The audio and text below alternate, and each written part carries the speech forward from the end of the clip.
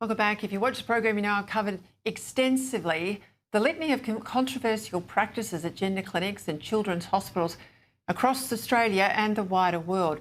Another of those being revealed in Perth at the Perth Children's Hospital, where double mastectomies are being enabled for teenage girls who identify as boys.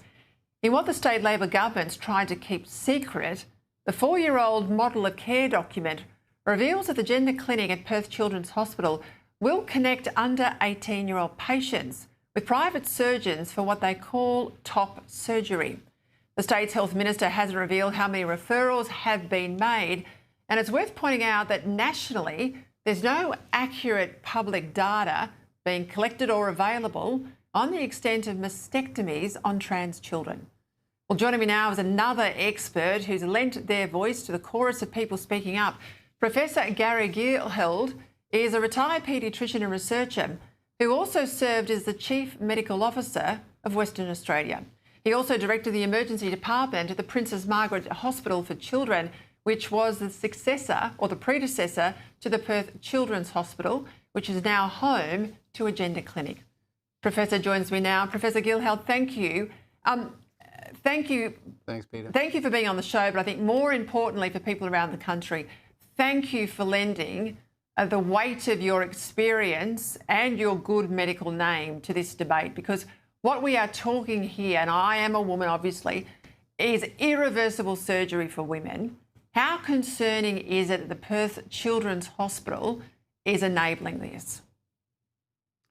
Oh, thanks, Peter. Look, I think it's very concerning. And to be clear, you know, there's no double mastectomies for minors going on at the hospital or in the public system. But as you said, and it's clear from their guidelines that they do enable this in terms of doing it in the private sector.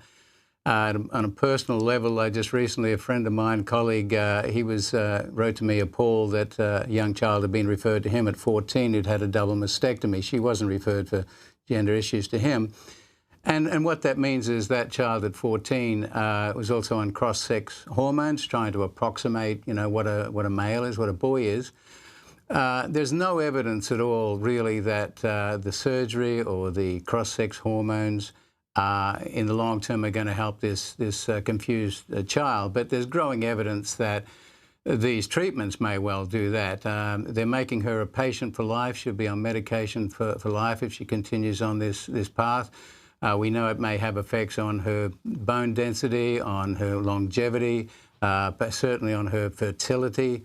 And sexual function. So to make the obvious point that if a child or a young adolescent cannot drive a car, they can't vote, they can't fight for their country, they can't have a beer, but we really think that they've consented, you know, that they can actually consent to this. So, yeah, I'm appalled.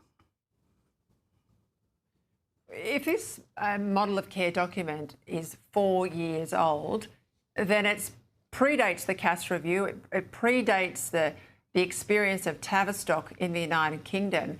That alone should see it subject to review and revision. Why has that not happened? Yeah, look, I think for people who don't know, the Cass report, Dr. Hilary Cass, well-regarded paediatrician, she did a review. It is the definitive look, the evidence-based looking at this. And basically what she found was that there is very little evidence and there's a lot of problems with it. And it caused this sort of treatment for people under 18 to be banned in England. And I should also say it's around the world. More and more countries are shutting it down. In Australia here, Cass, you know, was primarily about Britain, but she did look at Australia as well. And I think in one sense, she looked at our clinics, including Perth and Melbourne and so on. I think she rated, in one thing, 19 out of 100, you know, a very poor evidence base. And people are arguing and saying that, you know, oh, but it doesn't apply to Australia. Well, we all know that, you know, British society, Australian society, our legal system, our medical system, are very, very similar.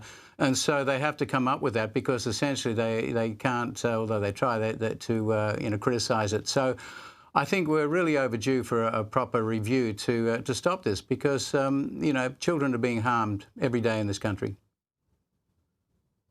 Just a quick one. I mean, and I've got experience with, you know, young girls close to me. who have had anorexia at some time. If a 12 or 13-year-old presents with anorexia and they have a very low body weight but they think they're fat, the medical fraternity would swoop in and give them all the sorts of supports to disabuse them of that view, to help them regain a healthy weight, to deal with their mental health issues. It wouldn't join in on this idea that an underweight kid is fat. It wouldn't involve the parents and make the parents see what they can't see. Why do we allow the system, if a young person says I'm a boy when I'm a girl, why do we allow the system to believe the young person in the face of biological reality? Yeah, look, you're absolutely right, Peter, but an even more telling example, and a lot of people find this strange, but there are some people who actually identify as amputees, and they actually go to the medical profession to say, I identify as an amputee, will you please, take off this particular limb? Now, clearly we don't say, of course, we understand you're an amputee, we'll do that. You assume that person has a mental issue. So in answer to your question, it's because this is not evidence-based. It's an ideology, really, and a lot of this is obviously based on social contagion. I mean, we've always known that young boys, 3 or 4 years of age, very rarely identify as girls. We know that middle-aged men often, to a greater or lesser extent, dress up as women, identify as women. But this is a completely new cohort of young adolescents, predominantly women.